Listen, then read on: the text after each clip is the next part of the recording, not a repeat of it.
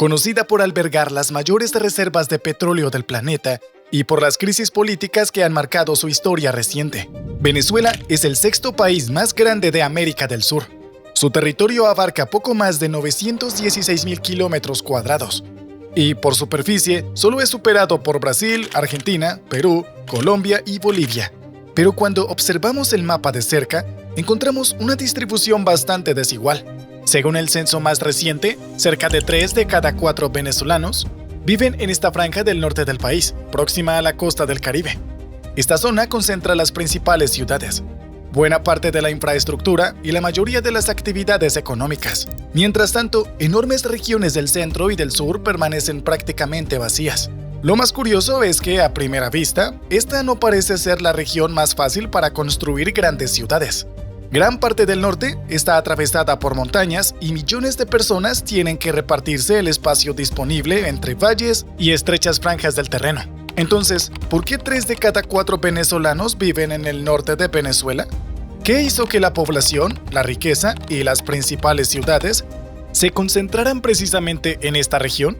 ¿Y sería posible cambiar esta situación? En este nuevo episodio de Phoenix Explora, vamos a investigar juntos por qué un país tan grande terminó concentrado en una pequeña parte del mapa.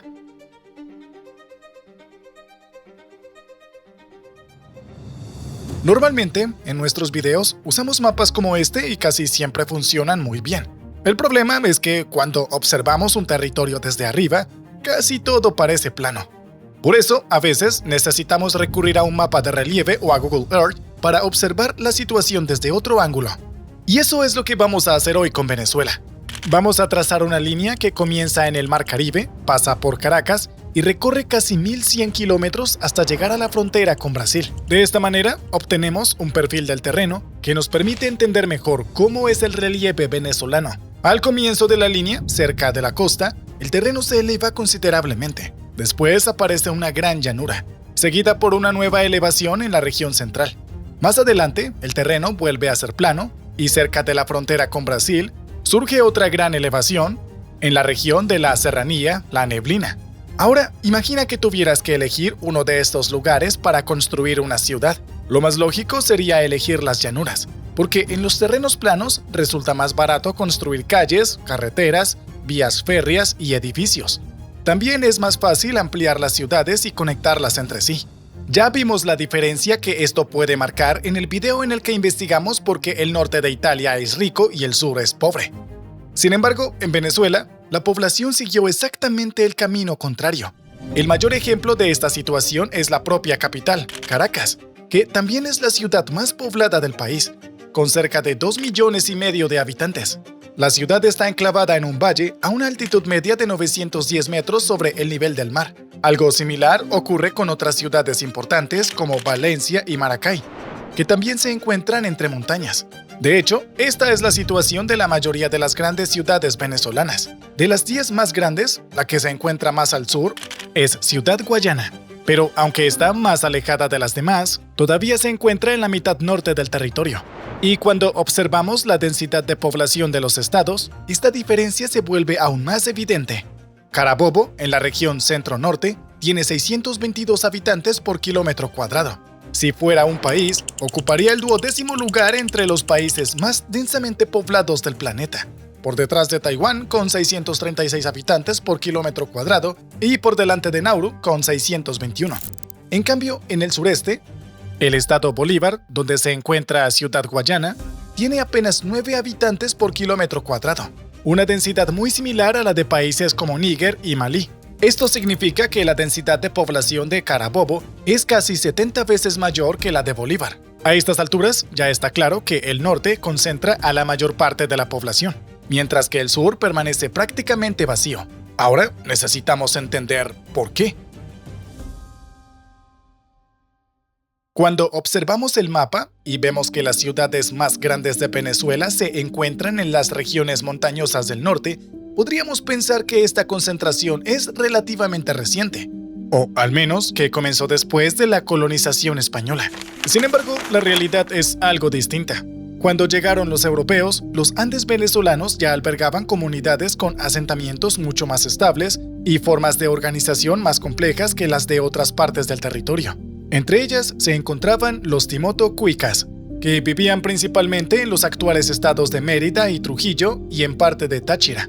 Transformaban las laderas en tierras de cultivo mediante terrazas de piedras conocidas como catafós. También construían depósitos de agua para el riego y silos llamados mitoyes, donde almacenaban los excedentes de la producción. Gracias a esto, podían mantener aldeas permanentes con casas de piedra y barro en las que vivían cientos de familias. En cambio, en los llanos, la gran región de planicies del centro del país y en las zonas situadas al sur del Orinoco, la situación era diferente. Los grupos que vivían en estas regiones dependían de la caza, la pesca y una agricultura itinerante, y se trasladaban cuando el suelo perdía productividad. La principal explicación de esta diferencia se encuentra en la altitud. Como Venezuela está situada en la zona intertropical, la temperatura varía mucho menos entre las estaciones del año que en los países más alejados del Ecuador. Por eso, el factor que realmente transforma el clima es la altitud. En las tierras bajas, por debajo de los 300 metros, el calor y la humedad son intensos durante casi todo el año. A medida que ascendemos por las montañas, encontramos una franja de clima más templado, principalmente entre los 650 y los 2000 metros de altitud. Fue precisamente en esta franja donde, más tarde, crecieron ciudades como Caracas, Mérida y San Cristóbal. Las montañas también ofrecían cierta protección frente a enfermedades tropicales que históricamente afectaban con mayor intensidad a las tierras bajas, como la malaria. Esta misma franja montañosa también ofrecía otra ventaja cuando los españoles comenzaron a ocupar el territorio. Debemos recordar que el Imperio Español dependía en gran medida del comercio marítimo. Sus barcos cruzaban el Atlántico, transportando personas, armas y mercancías, y luego regresaban a Europa cargados con productos procedentes de las colonias. Dentro de este sistema, la costa venezolana ocupaba una posición estratégica. Para quienes llegaban desde España, funcionaba como una puerta de entrada a América del Sur. Por eso, los primeros asentamientos españoles surgieron cerca del mar. Desde allí, los colonizadores podían mantener el contacto con la metrópoli, recibir suministros y enviar productos a otros territorios del imperio con mayor facilidad. Uno de los primeros asentamientos españoles permanentes fue Cumaná, fundada en 1521 en la costa oriental de Venezuela. Pocos años después, en 1527, los españoles fundaron Coro, en la costa occidental del país. La proximidad al mar facilitaba las comunicaciones, pero también dejaba expuestos a los asentamientos. Corsarios ingleses, franceses y holandeses atacaban puertos y embarcaciones españolas. Por eso, los colonizadores comenzaron a buscar lugares que conservaran el acceso a la costa, pero que fueran más fáciles de defender. Y Caracas es probablemente el mejor ejemplo de esta elección. La ciudad se levantó en un valle protegido por las montañas y a poca distancia del actual puerto de La Guaira. Esta ubicación permitía transportar rápidamente hasta la costa el cacao y otros productos cultivados en la región, mientras que la cordillera formaba una barrera natural contra los ataques procedentes del Caribe.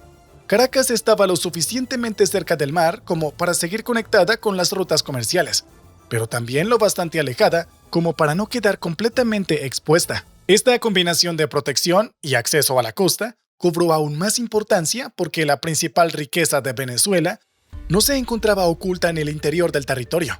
En algunas regiones de la América española, la búsqueda de oro y plata empujó a los colonizadores lejos de la costa. El ejemplo más conocido es Potosí, en la actual Bolivia. La ciudad creció a más de 4.000 metros sobre el nivel del mar, junto al yacimiento de plata más importante del periodo colonial y a unos 500 kilómetros del puerto de Arica. Para llegar al mar, la plata tenía que atravesar los Andes en caravanas de llamas y mulas. Algo parecido ocurrió en otras regiones como Zacatecas y Guanajuato en México. En Venezuela, en cambio, no fue necesario realizar ese esfuerzo, porque la principal fuente de riqueza de la colonia se encontraba en los valles costeros, próximos a la cordillera de la costa. Durante buena parte del periodo colonial, el cacao sostuvo la economía venezolana y se exportaba a través de los puertos del norte. En 1728, España creó la Real Compañía Guipuzcoana de Caracas, que pasó a controlar este comercio y reforzó la conexión entre las plantaciones, Caracas y la costa. Entre finales del siglo XVIII y comienzos del XIX, el café comenzó a desplazar al cacao como principal producto de exportación. Y una vez más, las montañas ofrecían una ventaja. El café arábica se desarrolla mejor en zonas elevadas y con temperaturas templadas. En Venezuela, gran parte de la producción se concentró en el llamado piso del café, principalmente entre los 800 y los 1800 metros de altitud. Las exportaciones acompañaron esta expansión. El promedio anual pasó de aproximadamente 16.000 toneladas a comienzos de la década de 1850 a más de 62.000 a finales del siglo. En 1890, Venezuela representaba el 6,5% del mercado mundial y ocupaba el tercer lugar entre los mayores exportadores. Y entonces llegó el petróleo. En 1914, el pozo Sumaque 1 entró en producción comercial en el estado Zulia. 8 años después, el pozo Barroso II reveló que las reservas de la región eran mucho mayores de lo que se pensaba. La nueva industria atrajo a trabajadores que hasta entonces dependían de los cultivos de café y cacao. Muchos se trasladaron a los campos petrolíferos del estado Zulia y a Caracas, donde el gobierno concentraba los empleos públicos y financiaba servicios con la renta petrolera. Como vimos, el petróleo reforzó una concentración que se había formado a lo largo de varios siglos. Como la mayor parte de la población y de la riqueza se encontraba en el norte, era allí donde el gobierno concentraba sus inversiones. Esto mejoraba la vida de quienes ya vivían en la región, pero también daba más motivos para trasladarse a quienes vivían en otras partes del país. Con la llegada de más personas, se generaban nuevos empleos y el gobierno volvía a invertir en el mismo lugar. Poco a poco este ciclo comenzó a reforzarse por sí solo. Y a decir verdad, Venezuela sí intentó romper ese ciclo. En diciembre de 1960, el gobierno creó la Corporación Venezolana de Guayana, la CBG, con el objetivo de transformar parte del sur en un nuevo polo de desarrollo. La región contaba con mineral de hierro, grandes ríos y potencial para producir energía hidroeléctrica. La idea era aprovechar estas ventajas para instalar industrias y construir una ciudad capaz de atraer trabajadores de otras partes del país. Así fue como surgió Ciudad Guayana. El proyecto transformó la región. La ciudad creció, recibió grandes plantas siderúrgicas y se convirtió en uno de los principales centros industriales de Venezuela. Sin embargo, cuando observamos el resultado en el mapa, vimos que quedó prácticamente aislada. En lugar de impulsar una ocupación más amplia del sur, el proyecto convirtió a Ciudad Guayana en una especie de isla industrial en medio de regiones poco pobladas. Hasta aquí ya entendimos por qué la mayoría de los venezolanos vive en el norte. Ahora nos queda explorar la parte del territorio que quedó al margen de esta historia. ¿Cómo es esa otra Venezuela? ¿Y qué impide que más personas se trasladen allí en el futuro?